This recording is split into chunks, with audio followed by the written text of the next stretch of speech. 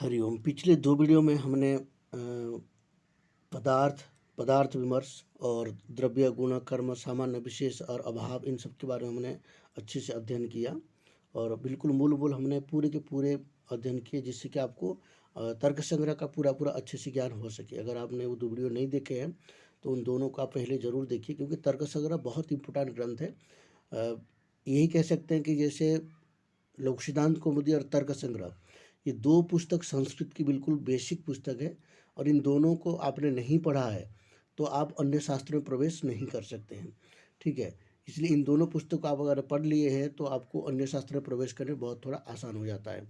ठीक है, अब देखिए यहाँ पर जो है हमने जो प्रमाण विचार था, प्रमाण विचार में भी हमने जो प्रमाण के लिए आवश्यकता है, प्रमाण विचार को समझने के लिए जो आवश्यकता हो, पिछली वीडियो में हमने पूरे के पूरे डिस्कशन किए हैं और पूरा पढ़े हैं। उसके बिना आप कभी भी जो है प्रमाण विचार को नहीं समझ सकते हैं जो आपका पाठ्यक्रम में है। ठीक है, प्रमाण विचार में आता है प्रत्यक्ष प्रमाण।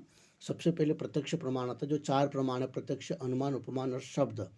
ठीक है, ये 4 प्रमाण है और ये 4 प्रमाण को समझने के लिए आपको पूरे के पूरे जो है इससे पहले वाला वीडियो देखना पड़ेगा, तभी जाके ये प्रमाण आप समझ पाएंगे। ठीक है, ये आराम से पढ़ने वाली विषय है, जल्दीबाजी में कोई भी विषय समझ में नहीं आता है। अब आराम से एक एक शब्द को समझिए तो आपको अच्छे से समझ में आएगा। अब चलते हैं, देखिए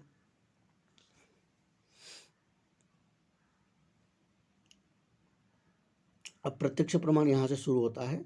तत्र प्रत्यक्ष ज्ञानकरणम प्रत्यक्षम। ठीक है, प्रत्यक्ष ज्ञान, ये जो प्रमाण है ये किसके लिए प्रमाण है? ज्ञान के लिए प्रमाण है। ठीक है, जो ज्ञान है वो ज्ञान, यथार्थ ज्ञान 4 प्रकार की है। यथार्थ अनुभव जिसको कहते हैं, उसमें जो है प्रत्यक्ष है, अनुमिति है, उपमिति है और शाब्द है। ठीक है, ये 4 जो है यथार्थ ज्ञान है और इन यथार्थ ज्ञानों के लिए 4 प्रमाण की आवश्यकता होती है, जिसमें कि प्रत्यक्ष, अनुमान, अनुमिति के लिए अनुमान प्रमाण और उपमिति के लिए उपमान प्रमाण, शाब्दबोध के लिए शब्द प्रमाण। ठीक है, शाब्दबोध के लिए शब्द प्रमाण, ये 4 प्रमाण है। तो अभी हम प्रत्यक्ष को पढ़ेंगे, फिर उसके बाद अनुमान पढ़ेंगे, फिर उपमान पढ़ेंगे, इस तरह के क्रम से चलेगा। अब देखिए यहाँ पर तत्व प्रत्यक्ष ज्ञान करणम प्रत्यक्षम, जो प्रत्यक्ष ज्ञान का करण है वो प्रत्यक्ष है। अब करण के विषय में हमने पिछले काफ़ी चर्चा की है, उसको आप जरूर देखिए। प्रत्यक्ष ज्ञान का जो करण है, जो साधन है, उसको कहते हैं प्रत्यक्ष और वही प्रमाण है। ठीक है, इंद्रियार्थ सन्निकर्ष जन्यम ज्ञानम प्रत्यक्षम। यहाँ पर क्या कहते हैं कि इंद्रियार्थ सन्निकर्ष जन्यम ज्ञानम प्रत्यक्षम, जो इंद्रियार्थ सन्निकर्ष जन्य ज्ञान है वो प्रत्यक्ष है। इंद्रियार्थ सन्निकर्ष जन्य ज्ञान, अब इंद्रियार्थ सन्निकर्ष जन्य ज्ञान क्या है? इंद्रिय अर्थ सन्निकर्ष जन्य ज्ञान। इन शब्दों को समझेंगे तो आपको आसानी से पूरा पंक्ति समझ में आ जाएगा। जैसे इंद्रिय है, मान लीजिए ये चक्षु इंद्रिय है। ठीक है, ये चक्षु इंद्रिय है और ये घट है। ठीक है, इंद्रिय हो गया ये। ठीक है, अर्थ हो गया ये, अर्थ यानी कि विषय। ठीक है, अर्थ यानी कि विषय। इंद्रिय और विषय का जो सन्निकर्ष, सन्निकर्ष का अर्थ क्या है? संबंध। ठीक है, सन्निकर्ष का अर्थ क्या है? संबंध। हमने पिछली बार षड्विध सन्निकर्ष पढ़े हैं, तो उसमें संबंध है। तो इंद्रिय क्या होता है? इंद्रिय का इसके साथ संबंध होता है। संबंध यानी कि देख लिया इसने।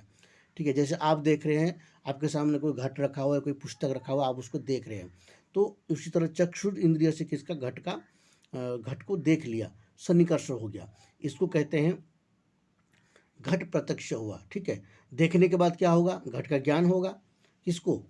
अंतःकरण या फिर आत्मा को घट का ज्ञान होगा। न्याय के अनुसार आत्मा को घट का ज्ञान होगा, क्योंकि इंद्रिय का सन्निकर्ष किसके साथ हुआ? घट के साथ हुआ। जब घट के साथ हुआ तो इंद्रिय अर्थ सन्निकर्ष हो गया। इंद्रिय अर्थ सन्निकर्ष हुआ और उससे जो उत्पन्न हुआ क्या? ज्ञान। ठीक है, इंद्रिय अर्थ सन्निकर्ष उत्पन्न ज्ञान, जनित ज्ञान, जन्य ज्ञान, उसको कहेंगे क्या? प्रत्यक्ष। ठीक है, इसको कहेंगे क्या? प्रत्यक्ष। तो ये प्रत्यक्ष ज्ञान का लक्षण प्रत्यक्ष हो गया। तो इसके लिए क्या है? प्रमाण क्या हो गया? प्रत्यक्ष है। इंद्रियार्थ सन्निकर्ष जन्यम ज्ञानम प्रत्यक्षम, इंद्रियार्थ सन्निकर्ष जन्यम ज्ञानम प्रत्यक्षम। ठीक है, अब नेक्स्ट चलते हैं, नेक्स्ट पेज में। पिछले पेज में था ज्ञान करणम प्रत्यक्षम। ठीक है, ज्ञान करणम ज्ञानम प्रत्यक्षम, ज्ञान का कर्ण, ज्ञान का करण का ज्ञान प्रत्यक्षम, ये भी एक दूसरा अर्थ बताया गया है। ज्ञान का करण ज्ञान प्रत्यक्षम। अब ज्ञान क्या है? ज्ञान तो यहाँ पर जो है जो बुद्धि है उसको ज्ञान कहा गया है। ज्ञान का करण ज्ञान प्रत्यक्षम। तद्विविधम निर्विकल्पकम सविकल्पकम चेति। ठीक है, तद्विविधम निर्विकल्पकम सविकल्पकम चेति। ज्ञान करणम ज्ञानम प्रत्यक्षम क्या है? ज्ञान है जिसका करण, ठीक है, ज्ञान है जिसका करण।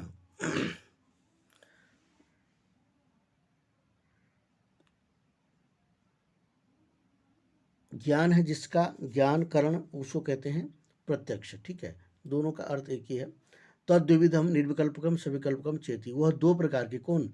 जो प्रत्यक्ष प्रमाण है, जो प्रत्यक्ष प्रमाण है वो दो प्रकार की है। ठीक है, अभी हम प्रत्यक्ष की चर्चा कर रहे हैं, तो वो प्रत्यक्ष दो प्रकार की है, एक निर्विकल्पक है, एक सविकल्पक है। अब इसमें देखिए निर्विकल्पकम किम। अब निर्विकल्पकम किम अगर आपको प्रश्न पूछा जाए तो आपका इसका क्या हो जाएगा? निष्प्रकारकम ज्ञानम निर्विकल्पकम। ठीक है, निष्प्रकारकम ज्ञानम कैसे? जैसे प्रकार होता है, जैसे मान लीजिए ये घट है, ठीक है, घट में, ये घट है, घट में क्या रहता है? घटत्व। ठीक है, घटत्व, घटत्व एक जाति है, घट में क्या रहेगा? घटत्व। अब ये जो घटत्व है यही प्रकार है। ठीक है, घटत्व क्या है? प्रकार है। जैसे मनुष्य में मनुष्यत्व प्रकार रहेगा, पट में पटत्व प्रकार रहेगा, घट में घटत्व प्रकार रहेगा, रूप में रूपत्व प्रकार रहेगा। तो ये जाति है, इसको कहते हैं प्रकारता। ठीक है, इसीलिए घटत्व प्रकारता विशिष्ट ज्ञान घट ज्ञान कहते हैं। घटत्व प्रकारता विशिष्ट ज्ञान, घटत्व से विशिष्ट कौन हो गया? घट, घटत्व से विशिष्ट यानी कि घटत्व से युक्त विशिष्ट, विशेषण और विशेष्य होता है ना, तो वहाँ विशिष्ट पद का उपयोग करते हैं। तो घटत्व से विशिष्ट कौन हो गया? घट हो गया। और घटत्व प्रकारता विशिष्ट ज्ञान, घटत्व प्रकारक ज्ञान जो है, घटत्व प्रकारक जो घट ज्ञान है वो क्या हो जाएगा? प्रत्यक्ष ज्ञान हो जाएगा। इसलिए यहाँ पर क्या है, जो निर्विकल्पकम ज्ञान क्या होता है? निष्प्रकारकम ज्ञान, ये हो गया प्रकारता। तो जिसमें कोई प्रकारता नहीं हो, ठीक है, जिसमें कोई प्रकारता नहीं हो उसको कहेंगे निष्प्रकारक ज्ञान। ठीक है, जिसमें कोई प्रकारता नहीं हो उसको क्या कहेंगे? निष्प्रकारक ज्ञान। जैसे मान लीजिए अंधकार है, पूरे चारों ओर अंधकार है, एक कमरे में पूरा पूरा अंधकार है और वहाँ पर जो है कोई घट रखा हुआ है। ठीक है, घट रखा हुआ है, घट का आकृति कैसे है? पीछे से गोलाकार है। ठीक है, और आपने इस घट को जो है अनुभव कर लिया, आपने, आपकी स्पर्श हो गया, पैर से लग गया या हाथ से लग गया, स्पर्श हो गया, आपको लग गया, परंतु यहाँ पर जो है आपको पता नहीं है कि घट ही क्या है। ठीक है, घट है कि दूसरा कोई गोलाकार वस्तु है, कोई पिंडाकार वस्तु है, आपको पता नहीं है। तो यहाँ पर प्रकारता क्या होगा? आपको ज्ञान तो हो गया है कि कोई वस्तु है जो गोलाकार है, तो आपको घटत्व प्रकारता ज्ञान होगा क्या? नहीं होगा, क्योंकि आपको निश्चित नहीं है। या फिर पिंडत्व प्रकारता ज्ञान होगा क्या? नहीं होगा, क्योंकि आपको ये भी निश्चित नहीं है कि ये पिंड ही है। घट भी हो सकता है, पिंड भी हो सकता है, यानी कि कुछ भी कुछ ना कुछ है।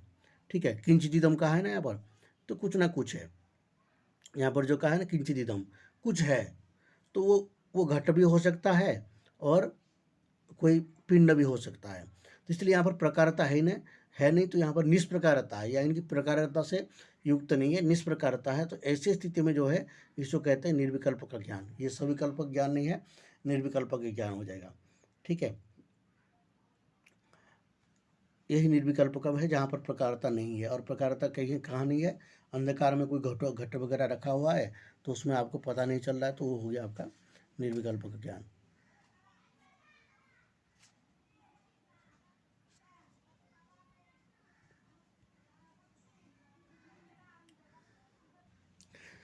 ये हो गया आपका जो है निर्विकल्पकम। ठीक है, उसके बाद देखते हैं सविकल्पकम। सप्रकारकम ज्ञानम सविकल्पकम। सप्रकारकम प्रकारता विशिष्ट ज्ञानम सविकल्पकम होता है। जैसे मैंने अभी आपको बताया, जैसे ये घट है, ठीक है, घट में जो है घटत्व प्रकारता है, और आपको बिल्कुल घट साक्षात दिख रहा है, तो जब घट साक्षात दिख रहा है तो ये प्रकारता हो गया घटत्व। तो आपको ये पूरा साक्षात दिख रहा है घट ही है, और आपको पता है कि घटत्व विशिष्ट घट है, घटत्व का भी आपको ज्ञान हो रहा है कि ये घट ही है, ठीक है। अब कोई संशय नहीं है, इसलिए क्या हो गया, घटत्व प्रकारता जो ज्ञान है वो घटत्व ज्ञान, ये सब प्रकार का ज्ञान हो गया। अब यहाँ पर देखिए डित्थोयम ब्राह्मणोयम दिया है। डित्थ कहते हैं जो खिलौना खिलौना होते हैं ना, लकड़ी का खिलौना, हाथी घोड़े ऐसे होते हैं ना, जिसको डॉल कहते हैं, ठीक है। डित्थोयम ब्राह्मणोयम, ये ब्राह्मण है, ये डित्थ है। श्यामोयम, ये श्याम है, ठीक है। इस प्रकार की जो ज्ञान होता है उसमें श्यामत्व प्रकारता है, ब्राह्मणत्व प्रकारता है, डित्थत्व प्रकारता है, ठीक है। तो इस प्रकार का जो प्रकारता विशिष्ट ज्ञान है उसको कहते हैं सविकल्प का ज्ञान, ठीक है। अब आगे देखिए, प्रत्यक्ष ज्ञान हेतु इंद्रियार्थ सन्निकर्ष षड्विधा। अब प्रत्यक्ष ज्ञान के हेतु इंद्रियार्थ सन्निकर्ष 6 प्रकार की है, ठीक है।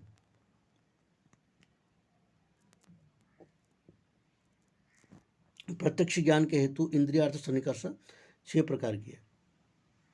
प्रत्यक्ष ज्ञान के लिए 6 प्रकार की ज्ञान होना बहुत जरूरी है। अगर ये 6 प्रकार की ज्ञान आपने नहीं समझा, ये जो षड्विध सन्निकर्ष है, इसको नहीं समझे तो आपको पूरे के पूरे तर्कसंग्रह समझ में नहीं आया, क्योंकि ये बहुत इंपॉर्टेंट है, षड्विध सन्निकर्ष है, ठीक है।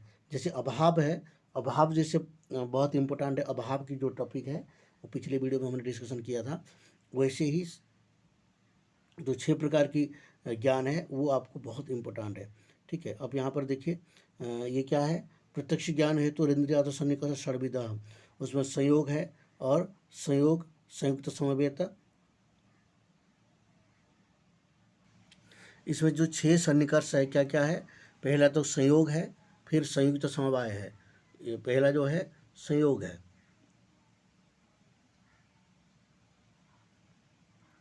पहला संयोग है, संयुक्त समवाय है, संयुक्त समवेत समवाय है, और समवाय है, समवेत समवाय है, और विशेषण विशेष्य भाव संबंध, ये 6 संबंध है। पहला क्या हो गया, संयोग संबंध, ठीक है। संयोग संबंध, पहले संयोग को समझिए। अब संयोग संबंध कैसे होगा देख लीजिए।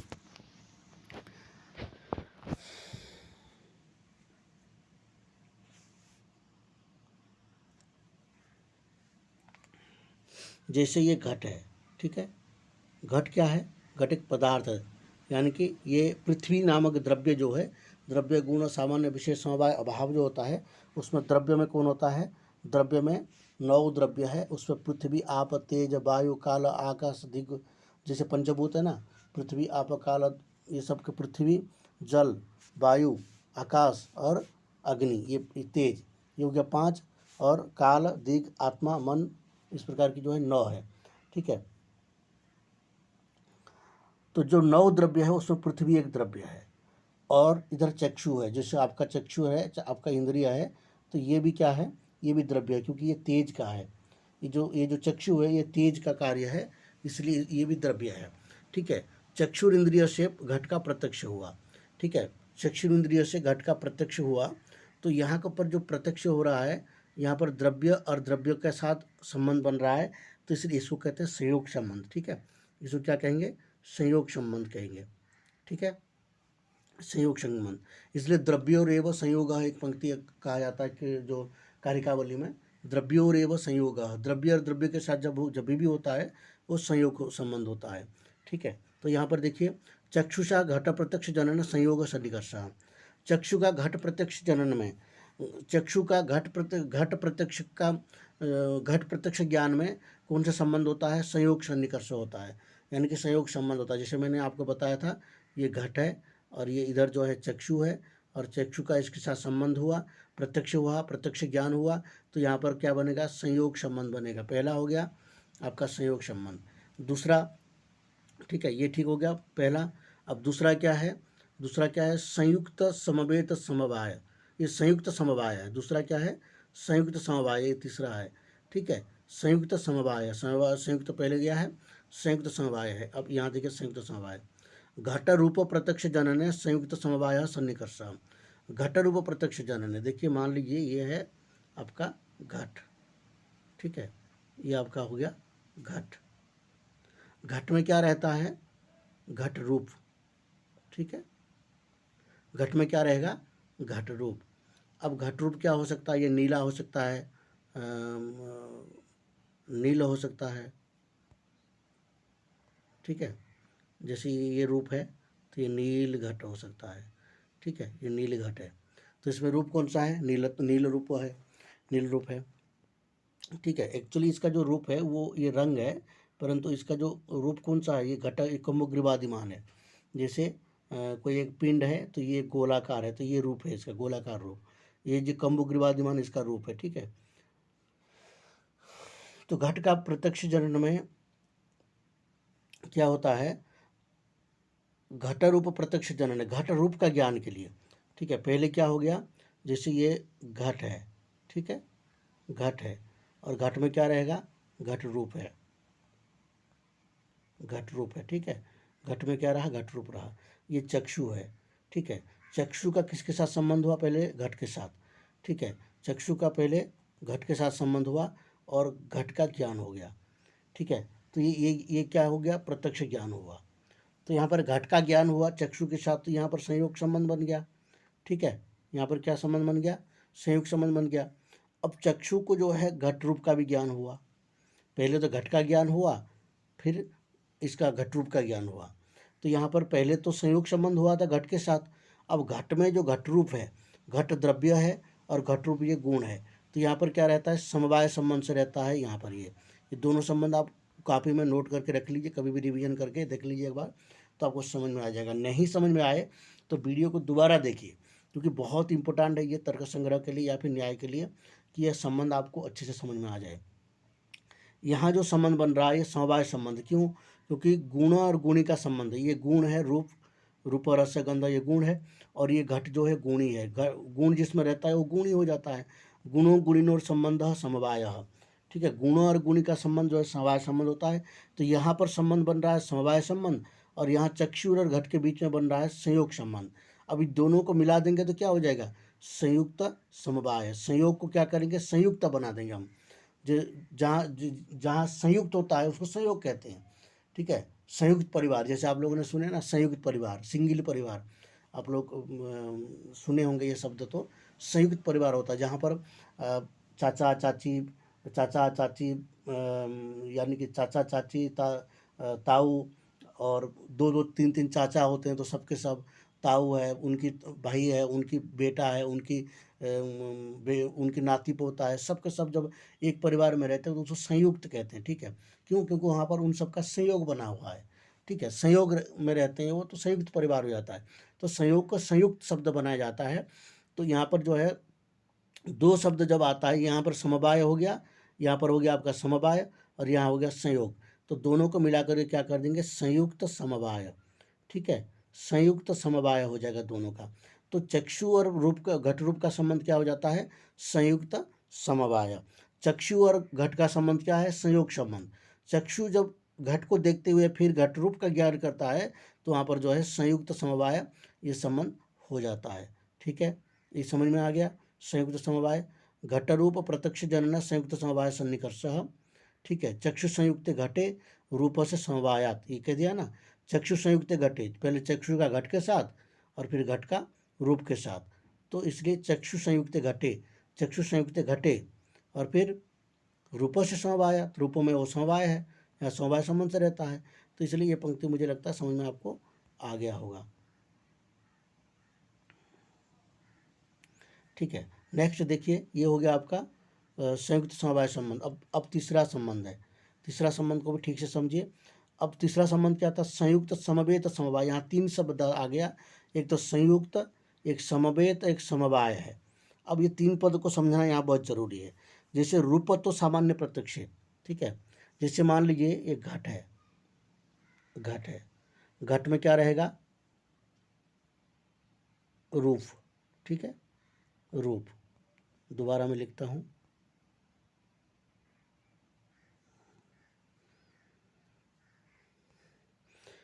जैसे ये घट है, ठीक है, घट में क्या रहेगा?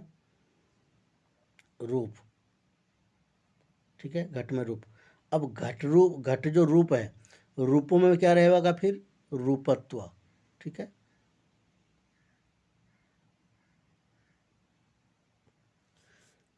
ठीक है। पहले घट में क्या रहा, रूप, फिर घट रूप में क्या रहा, रूपत्व। अब यहाँ चक्षु का संबंध बन रहा है किसके साथ, घट के साथ। क्या संबंध है, संयोग संबंध, ठीक है। घट में घट रूप कौन से संबंध से है, समवाय संबंध से है, ठीक है, क्योंकि गुण और गुण का संबंध है। अब तीसरा आता है रूपत्व। रूपत्व रूप में किस संबंध से रहेगा, ये भी समवाय संबंध से रहेगा, ठीक है, समवाय संबंध से रहेगा। यहाँ पर तीनों संबंध को समझ गए। एक चक्षु जो है, चक्षु का संबंध घट के साथ, ये क्या संबंध होता है, संयोग संबंध होता है, ठीक है। और घट का घट रूप के साथ क्या संबंध होता है, समवाय संबंध होता है, ठीक है, समवाय संबंध होता है। और रूप में रूपत्व, रूपत्व जाति है, जाति और गुण का संबंध, ठीक है, जाति और जातिवान का संबंध क्या हो जाता है, वो भी जो है समवाय संबंध होता है। तो समवाय संबंध ये दो हो गया, और ये हो गया संयोग संबंध, ठीक है। अब देखिए, जब चक्षु का घट के साथ संबंध होता है तो संयोग संबंध होता है, और फिर चक्षु का जब सीधे रूप के साथ संबंध होता है तो पहले संयोग संबंध, फिर समवाय संबंध होता है, तो ये संयुक्त समवाय कहते हैं, ठीक है, संयुक्त समवाय कहते हैं इसको, किसका, चक्षु का रूप के साथ। अब जब चक्षु का घट का ज्ञान हुआ, फिर रूप का ज्ञान हुआ, फिर रूपत्व का भी ज्ञान हुआ, तो यहाँ पर क्या संबंध हो जाएगा, पहले संयुक्त, फिर समवाय था, समवाय को समवेत कहेंगे, ठीक है। समवेत क्यों कहते हैं, समवाय संबंध से रहने वाला समवेत होता है, ठीक है, समवाय संबंध से रहने वाले को क्या कहेंगे, समवेत कहेंगे। समवेत यानी कि युक्त, ठीक है, युक्त, संयुक्त, ये संबंध भी युक्त है सब, परंतु यहाँ पर नाम अलग अलग है। समवेत यानी कि उससे युक्त है, ठीक है। अब क्या हो गया, चक्षु का घट रूप के प्रति जब हुआ तो संयुक्त समवाय हो गया, तो इसको कहेंगे संयुक्त समवाय कहना चाहिए था, संयुक्त समवाय। और फिर रूपत्व के, ये रूपत्व ज्ञान में संयुक्त समवाय समवाय ऐसे होना चाहिए था, संयुक्त समवाय समवाय, ठीक है, संयुक्त समवाय समवाय होना चाहिए था, परंतु संयुक्त समवाय समवाय नहीं होगा, ठीक है। जैसे ये चक्षु है, और ये घट है, ये रूप है, और ये रूपत्व है, ठीक है। इसका इसके साथ ज्ञान हुआ, फिर इसके साथ हुआ, इसके हुआ, तो संयुक्त संयुक्त समवेत समवाय समवाय होना चाहिए था। तो दो समवाय पद आने के कारण जो पहला वाला समवाय शब्द को क्या करेंगे, समवेत बना देंगे।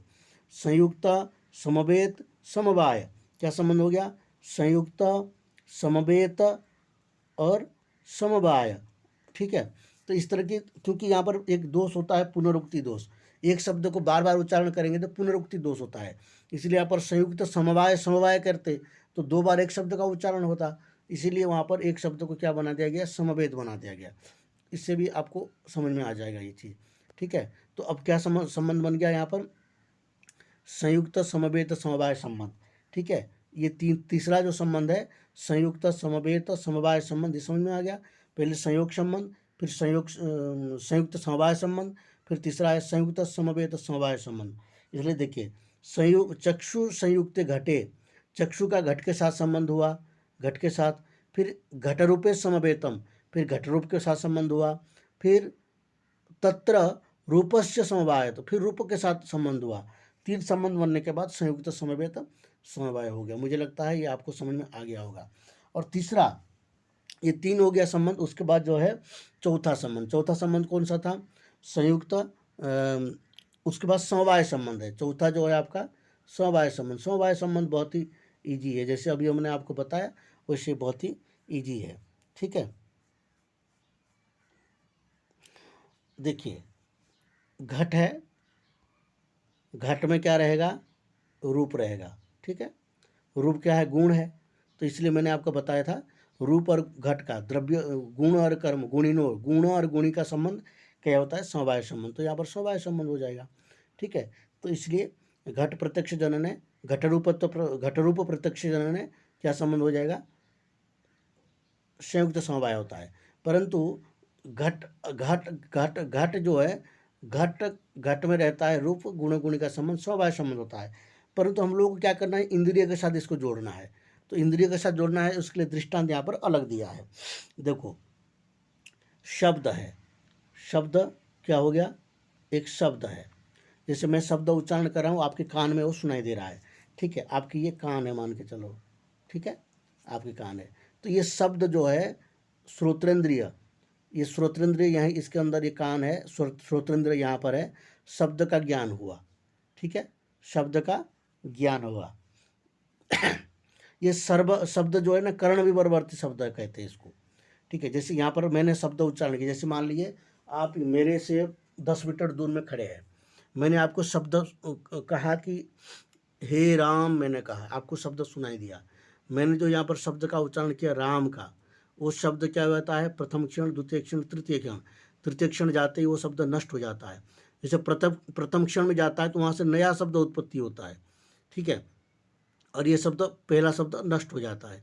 फिर जो शब्द उत्पत्ति हुआ था वो शब्द के प्रथम क्षण द्वितीय क्षण में जो है एक नया शब्द की उत्पत्ति होता है, फिर तृतीय क्षण में ये शब्द नष्ट हो जाता है। फिर यहाँ से चलेगा तो ये शब्द जो है फिर जो है तृतीय क्षण चलेगा, ठीक है। तो इस तरह के शब्द तृतीय क्षण में नष्ट हो जाता है, परंतु द्वितीय क्षण में एक नए शब्द की उत्पत्ति होता है। तो वही जो नया शब्द है वो कहाँ पहुँचता है, जैसे यहाँ के शब्द की उत्पत्ति हुआ और ये दूसरा शब्द, तीसरा शब्द, ऐसे करके ये कान के पास में कर्ण विवर्वर्ती जो शब्द है ये किसके साथ साक्षात्कार होता है, श्रोत्रेंद्रिय के साथ। मान लीजिए श्रोत्रेंद्रिय है, ठीक है, श्रोत्रेंद्रिय है और यहाँ पर कर्ण विवर्वर्ती में एक शब्द उत्पत्ति हुआ राम, ठीक है, एक शब्द यहाँ पर उत्पन्न हुआ राम। तो यही शब्द का साक्षात्कार किसके साथ होगा, श्रोतेंद्रिय के साथ।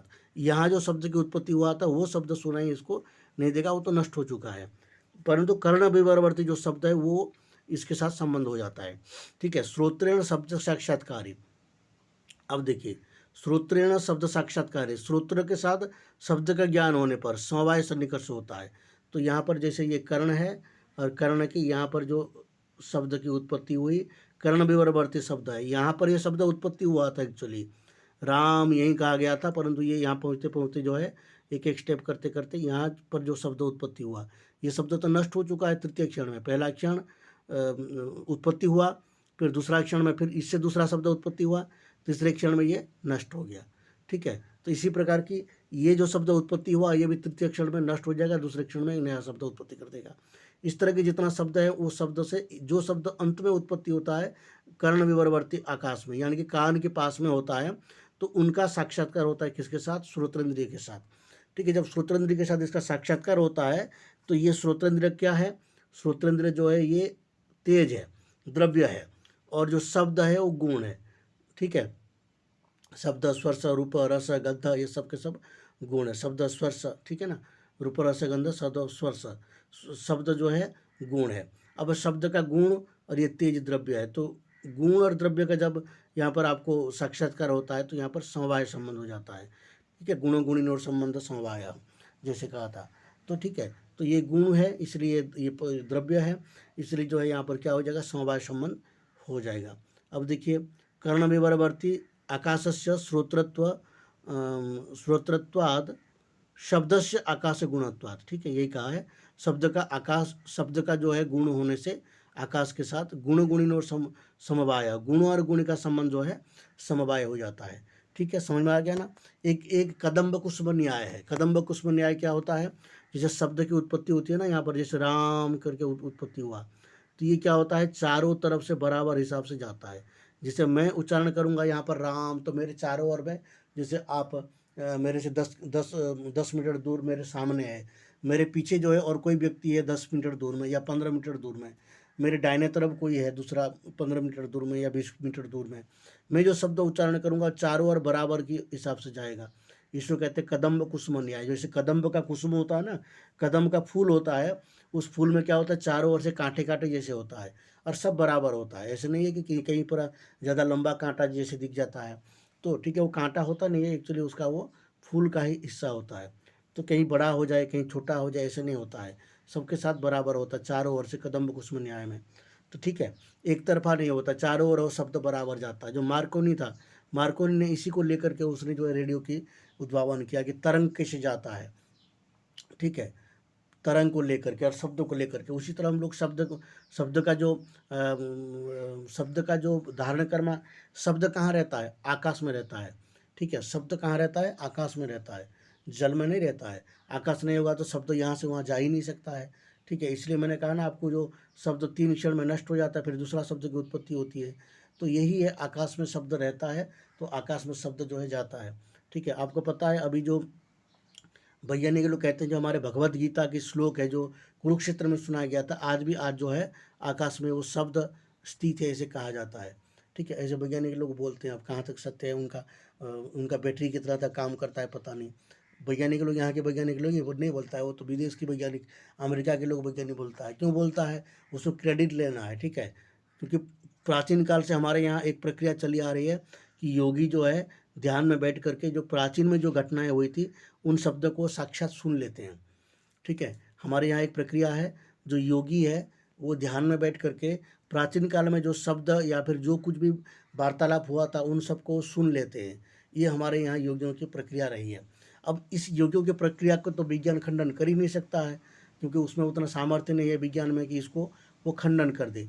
तो जब खंडन कर ही नहीं सकता तो करेगा क्या? उनको बोलना पड़ेगा कि ये चीज़ है, और है करने के लिए क्या करना पड़ेगा? उनको 10-12 साल इंतजार करना पड़ेगा। उसके बाद कुछ करके जो है वो बोल देंगे कि ये शब्द जो है हमने बताया कि ये शब्द है। जैसे अभी क्या है, अभी कुछ दिन पहले मैंने अखबार में पढ़ा था कि हम लोग का जो नक्षत्र मंडल है, उस नक्षत्र मंडल के ऊपर जो भी क्रियाएं होती हैं उन सबको हमारे ज्योतिष के हिसाब से हम समझ सकते हैं, सूर्य सिद्धांत के हिसाब से। ठीक है। तो यही कहते हैं कि पृथ्वी जो है, पृथ्वी और सूर्य का जो दूरी है वो इतना है। अभी कुछ उसमें ऐसे घटना था कि किसी साइंटिस्ट ने क्या किया, 12 साल तक जो है उसने रोज़ जो है उसके ऊपर परीक्षा करता रहा, उसमें टेलीस्कोप से देखता रहा, और फिर उसको 12 साल के बाद कुछ तथ्य पता चला तो उसने जाकर के न्यूज़ चैनल में दे दिया। न्यूज़ वाले उसको छाप दिया उसी के नाम पर। अब बोलते हैं कि उसी ने उसका प्रकट किया। उसने थोड़ी प्रकट किया है, ये तो हमारे ज्योतिष शास्त्र में पहले से ही बताया गया है।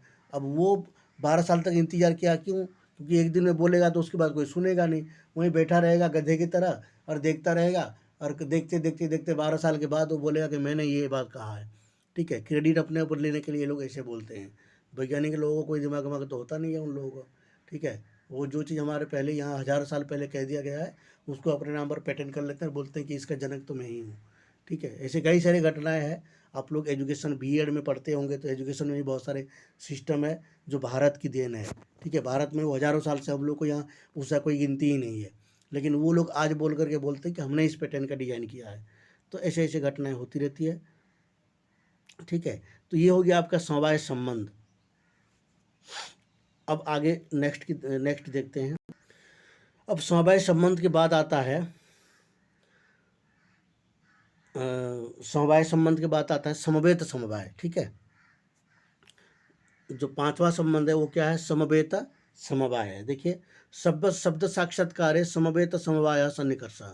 शब्द यहाँ पर वो जो पिछले वाला पंक्ति था, ये शब्द के साक्षात्कार में समवेत समवाय सन्निकर्ष होता है।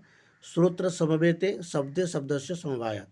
ठीक है। जैसे मैंने समझाया कि कर्ण विवर्वर्ती जो आकाश में, उसके बाद जो है आपका यहाँ पर क्या हो जाता है, शब्द उत्पत्ति हुआ, इन शब्दों को सुना तो इन दोनों का संबंध हो गया समवाय संबंध। ठीक है। ठीक है। समवाय संबंध। अब आगे का पंक्ति क्या है? जैसे ये मान लीजिए ये कर्ण विवर्वर्ती आकाश है, और कर्ण विवर्वर्ती, ये जो कर्ण विवर्वर्ती आकाश में शब्द की उत्पत्ति हुई, थोड़ा दूर करते हैं। ठीक है। शब्दवर्त की उत्पत्ति हुई और इसका संबंध बन गया क्या? समवाय संबंध। ठीक है। अब शब्द में, शब्द तो गुण है, अब शब्दत्व में एक शब्दत्व जाति भी तो रहेगा। ठीक है। शब्द में क्या रहेगा? शब्दत्व जाति। अब ये कर्ण है, कर्ण विवर्वर्ती श्रोत्रेंद्रिय है, श्रोत्रेंद्रिय का संबंध हुआ शब्द के साथ, तो ये हो गया समवाय संबंध। शब्द में जो शब्द जो है ये गुण है, गुण में जो जाति रहेगा वो भी समवाय संबंध से रहेगा। ठीक है। अब जब शब्द का ज्ञान होता है श्रोतेंद्रिय को, तो उसके साथ उसका शब्दत्व का भी ज्ञान होगा। ठीक है। जब शब्द का ज्ञान होगा तो समवाय संबंध से होगा। अब जब शब्दत्व का ज्ञान होगा तो वो समवेत समवाय से होगा। मैंने कहा था ना आपको, समवाय को समवेत बना देना है, नहीं तो यहाँ पर जो है पुनरुक्ति दोष आ सकता है, ये मान के चलिए। ठीक है। एक्चुअली कोई दोष नहीं आएगा तो भी समवाय को समवेत बना सकते हैं। ठीक है। समवेत मतलब युक्त है। ठीक है। अब समवेत समवाय हो गया कौन सा? शब्दत्व के साथ जब श्रोत्रेंद्रिय का शब्दत्व का ज्ञान होता है तब क्या हो जाता है, समवेत समवाय संबंध हो जाता है। ठीक है, यही देख लीजिए, समवेत समवाय। शब्दत्व साक्षात्कार है शब्दत्व का, ये हो गया आपका शब्द, इसमें हो गया शब्दत्व, और ये हो गया श्रोत्रेंद्रिय। इनमें से पहले शब्द का ज्ञान हुआ, फिर शब्दत्व का ज्ञान हुआ, तो उसमें समवेत समवाय सन्निकर्ष हो गया। ठीक है, श्रोत्र समवेते, ये कहा ना, श्रोत्र समवेत, श्रोत्र के साथ जो है समवेत, शब्दे, शब्द में शब्दत्व, शब्दत्व रहता है, इसलिए समवाय संबंध से। ठीक है, श्रोत्र समवेते, श्रोत्र का समवेत शब्द के साथ हुआ, शब्दों में शब्दत्व जो है समवायत, शब्द में शब्दत्व समवाय संबंध से रहता है। ठीक है, तो ये पंक्ति समझ में आ गया। ठीक है, अब जो छठवां संबंध है वो थोड़ा सा आपको ध्यान से समझना पड़ेगा। क्यों? क्योंकि बहुत इंपॉर्टेंट है। विशेषण विशेष्य भाव संबंध है, विशेषण और विशेष्य भाव संबंध है। पहले तो आप विशेषण और विशेष्य को समझ लीजिए। जैसे मान लीजिए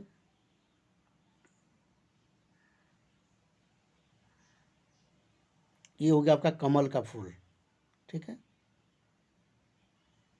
ये आपका क्या है, कमल का फूल है। ये क्या है आपका, कमल का फूल है। ठीक है,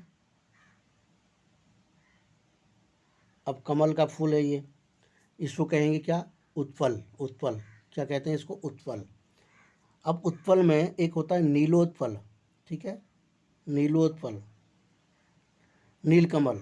ठीक है, नील जो है नीलोत्पल में नीलकमल, इसमें कमल तो सामान्य शब्द है, कमल। नीलोत्पल में जो उत्पल शब्द है वो सामान्य है, इसमें एक नील शब्द जोड़ दिया गया। ठीक है, तो नील अलग है और उत्पल अलग है, नील अलग है और उत्पल अलग है। तो जो उत्पल है, उत्पल के साथ मान लीजिए कमल है, कमल के साथ हम कई शब्द जोड़ सकते हैं, जैसे नील कमल, ब्रह्म कमल, स्थल कमल। ठीक है, इस तरह के शब्द जोड़ कर, जैसे नील कमल हो जाए कौन सा, जो आपका किसी तालाब आदि में जो कमल का पुष्प होता है उसको नील कमल कहते हैं।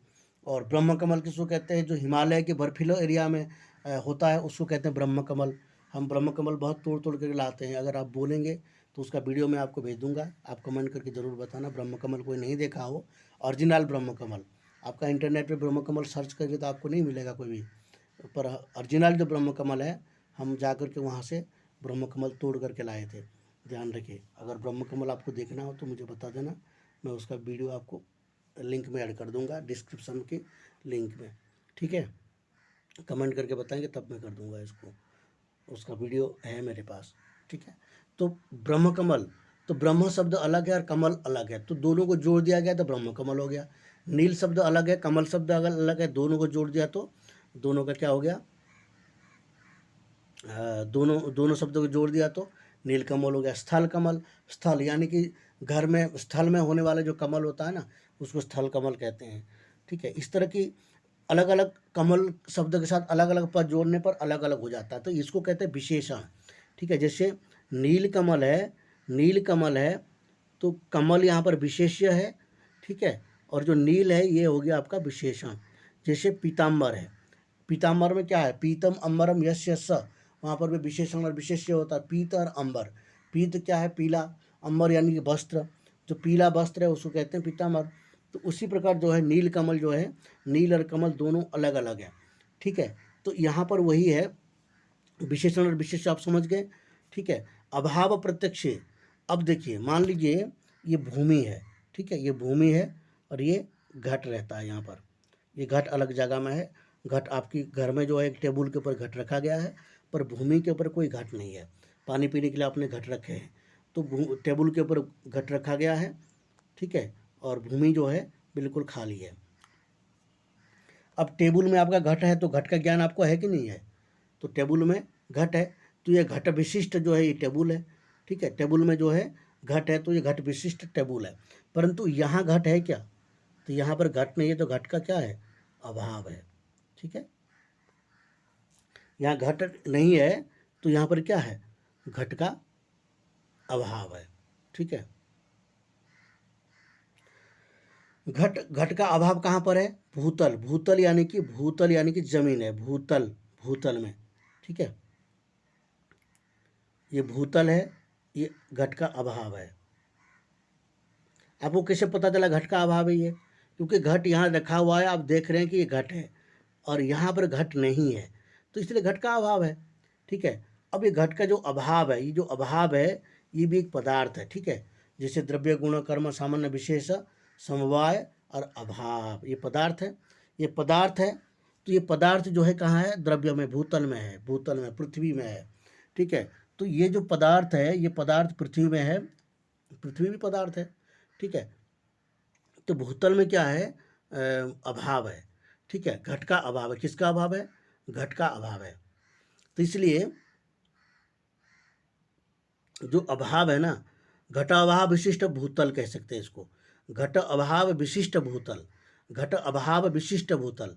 ये भूतल कैसे है, घट अभाव विशिष्ट भूतल है। और ये टेबल कैसे है, घट से युक्त टेबल है। जैसे मान लीजिए टेबल रखा हुआ है, तो मैं क्या कहूँगा, जो घट रखा हुआ है वो टेबल ले आओ। ठीक है, जैसे घट विशिष्ट टेबल, यानी कि घट जिसमें रखा हुआ है वही टेबल, यानी कि वो विशेषण से युक्त है, घट वाला विशेषण उसमें लगा हुआ है। और यहाँ पर घटा अभाव वाला विशेषण है, अभाव यहाँ पर क्या है, विशेषण है। ठीक है, इसलिए अगर यदि हमको ज्ञान करना है तो भूतल के बिना ये अभाव का ज्ञान हो सकता है क्या, नहीं हो सकता है। अभाव रहने के लिए कोई ना कोई जो है आधार चाहिए, बिना आधार की अभाव की ज्ञान नहीं हो सकता है, जिससे कोई ना कोई आधार तो बनाना ही पड़ेगा। ठीक है, घट का ज्ञान जो है आपको, घट कहीं भी है, हाथ में है, हाथ में है, हाथ में आप लेके रखे हैं, भूतल में है, भूतल में लेके रखे हैं। ठीक है, तो भूतल विशिष्ट घट का ज्ञान आपको होगा, परंतु केवल घट का ज्ञान हो रहा है तो अब भूतल का ज्ञान हो रहा है, परंतु उसकी आवश्यकता नहीं है तो हम नहीं बोलते हैं। परंतु जब जहाँ पर ये जो अभाव का ज्ञान करना हो तो अधिकरण वहाँ निश्चित रूप से आवश्यक है, अधिकरण की ज्ञान भी होना बहुत जरूरी है, तभी जाकर आपका अभाव का ज्ञान होगा। इसीलिए इसको कहते हैं विशेषण विशेष्य भाव ज्ञान है।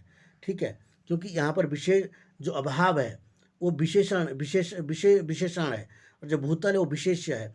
तो विशेषण और विशेष्य दोनों का ज्ञान यहाँ पर हो रहा है। घट और टेबल में क्या है, केवल घट का ज्ञान हुआ, आपने टेबल को नहीं देखा तो भी आपको कोई आपत्ति नहीं है।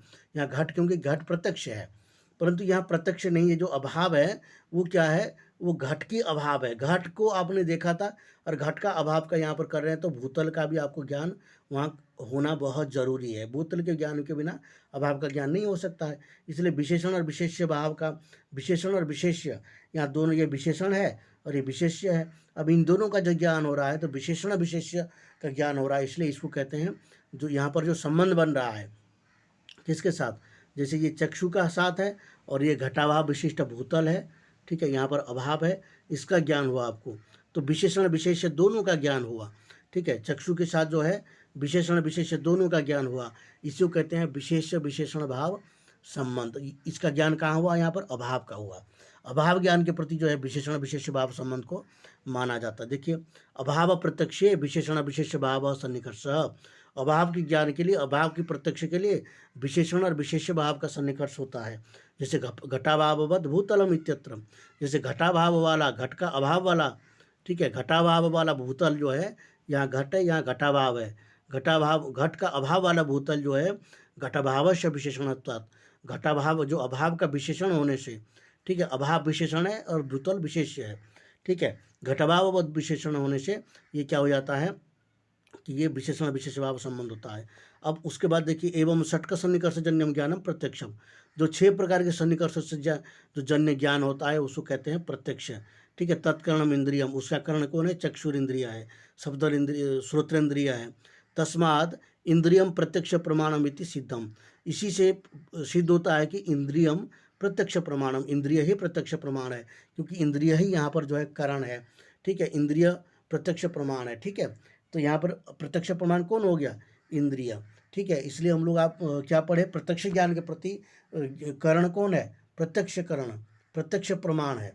प्रत्यक्ष प्रमाण कौन है, इंद्रिय। तस्मात, इसीलिए इंद्रियम प्रत्यक्ष प्रमाणम इति सिद्धम, इंद्रिय, इससे सिद्ध होता है कि प्रत्यक्ष प्रमाण कौन है, इंद्रिय है। इस यहीं पर जो है प्रत्यक्ष परिवेश परिचित हमारा समाप्त होता है।